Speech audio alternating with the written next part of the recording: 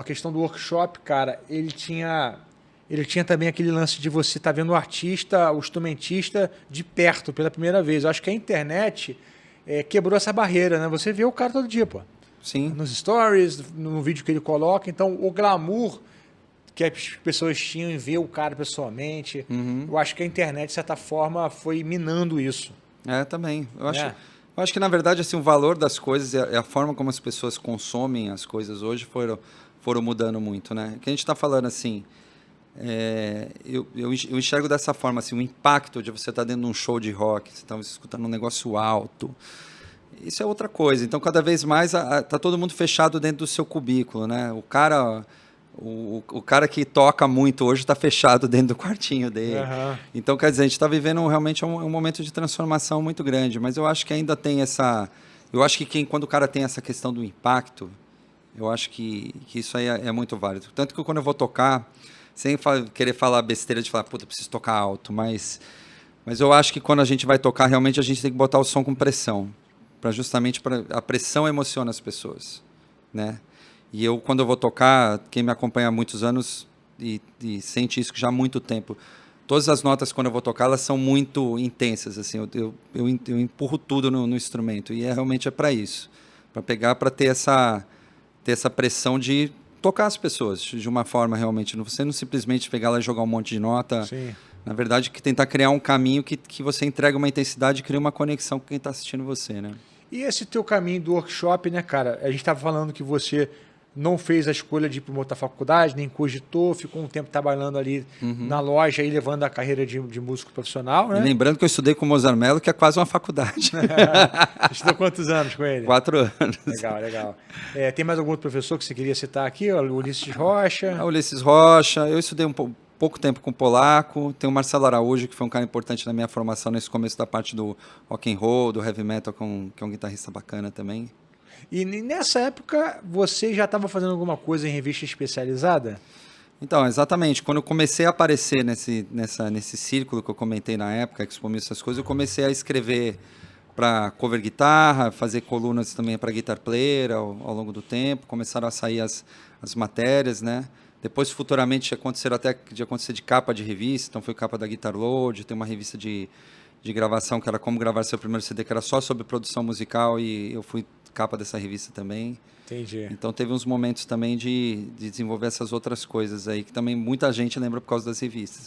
E como eu falei com você, que Rio e São Paulo eram coisas muito distintas, eu lembro que aqui do Rio, a gente tentava cavar uma entrada nessas revistas, era super difícil, sabe? Porque as revistas estavam lá em São Paulo. As revistas estavam lá em São Paulo, né? E é engraçado porque quando eu entrei na Cover Guitarra, ela faliu. Você pegou o finalzinho. Peguei o final, cara. Os caras foram super bacana comigo ali, até fiz uma matéria de capa também, que apareceu foto minha, eu tudo feliz, comprei 5 logo para guardar, né? 6 meses depois começou a ter um problema, né? Que eu acho que somou já o declínio do papel, sim, né? Em função da internet, e parece que lá inundou a fábrica, você lembra disso? Eu não lembro assim muitos detalhes da época, assim, mas eu acho que foi uma junção de várias coisas, né? Eles tinham crescido muito numa época que estava favorável, então tinha revista de teclado, revista de baixo, revista de guitarra, revista de bateria, né? Tudo cover guitarra, cover bateria, cover batera, aí foi indo. Eu acho que eu cheguei a partir de um momento, isso daí começou a ruir junto com a mudança, né, que foi chegando para as pessoas, da forma como as pessoas consumiam as informações, né, que é uma pena. E tinha outra revista também, porque era mais didática um pouco, lembra disso? Guitar Player, Guitar Class. Guitar Class, Guitar Class. Depois chegou a ter uma até mais recentemente, eu acho que... Guitar Load. Não, Total Guitar, né? Total Guitar teve um período também. Que os caras vieram na contramão, quando já estava todo mundo declinando, eles vieram com essa ideia, parece que já não tem mais, né? Que a Total Guitar, na verdade, é uma revista inglesa e eles lançaram uma versão aqui, como se fosse a Guitar Player, quando tinha a Guitar Player lá fora, e a Guitar Player Brasil, né? E a Guitar Player também fechou, não fechou? Fechou já também. Tem muitos anos já? Já faz tempo. É porque ainda tem o Instagram, de vez em quando eu falo, cara, quem toma conta desse Instagram? E às vezes eles republicam umas coisas, repostam, tá? Às vezes aparecem umas coisas. Deve ter um cara ali do trabalho voluntário, né? Pode ser. Porque não tem mais a revista, né, cara? Então olha só, você está falando aí que você teve essa penetração positiva de aparecer em videoaulas. Foi só uma? Não, foram duas. Foi uma em Pela 94 e uma em 96, pela MPO. E Revista? Revista.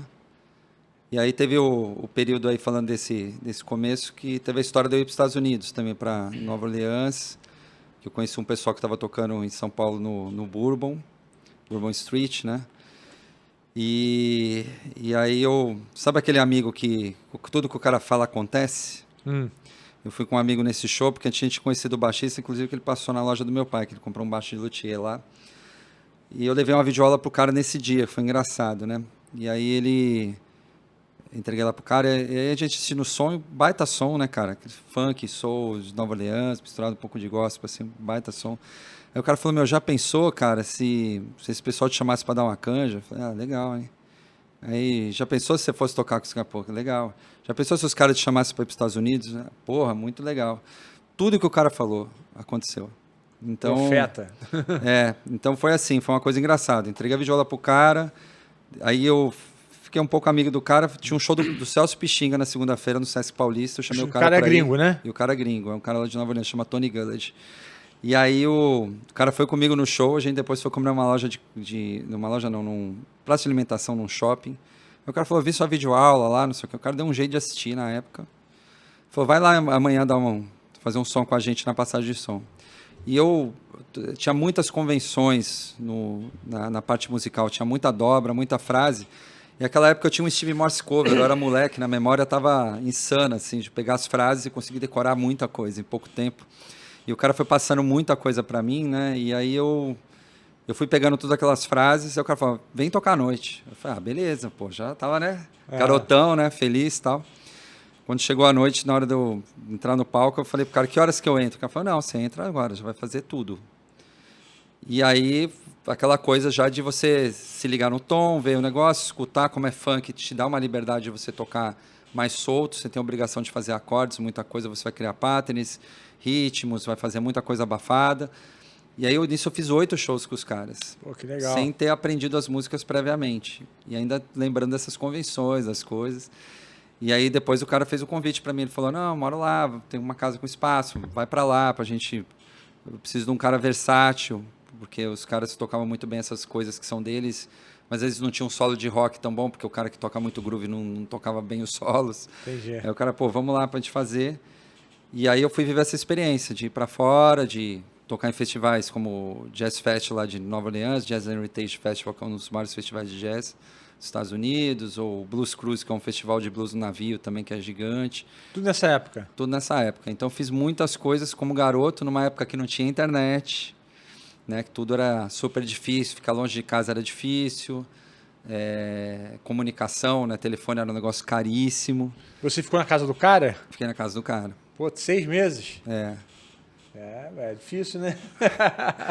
E garoto. E aí a parte boa, assim, que você aprende a coisa meio na porrada, assim, né? Porque acontecia coisa assim, a gente tinha uma gravação, o cara me ligava na casa, eu atendia o telefone, escuta essa música tal, tá rolando um solo de guitarra, aí vai rolar um solo de guitarra, escuta aí que você vai gravar um negócio assim amanhã. E às vezes você pegava uma música, tava tocando um negócio meio Benson, e eu tive que mudar as informações, né? Eu levei muita coisa de fusion para lá de CDs, levei coisas de música brasileira que eu gostava, de Djavan, Ivan Lins.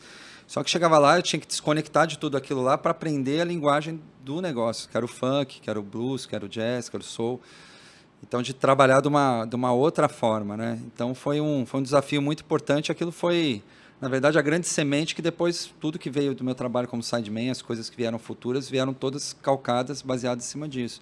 De você tocar numa banda com 2 teclados e você não poder tocar acorde. Sou guitarrista, não vou tocar acorde. Você vai fazer detalhes, você vai fazer frases, você vai fazer um auá, você vai fazer...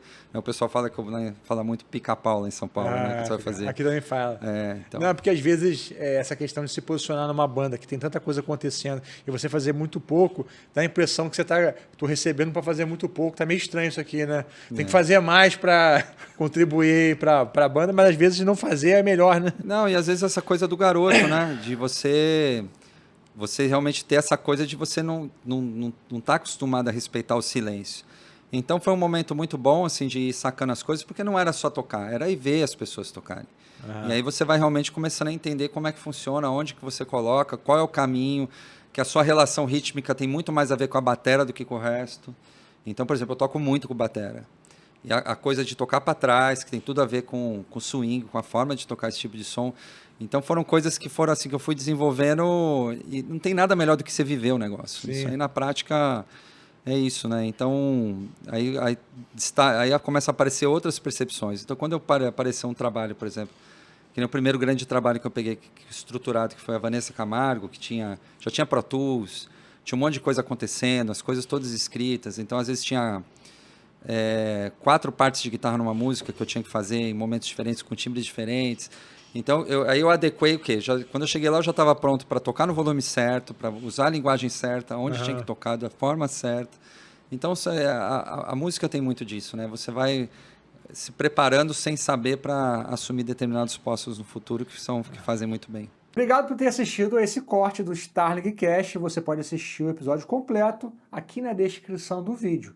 E aproveita se você é guitarrista para fazer parte da maior escola virtual do Brasil, exclusiva para guitarristas, tocando ali no QR Code ou então na descrição do vídeo.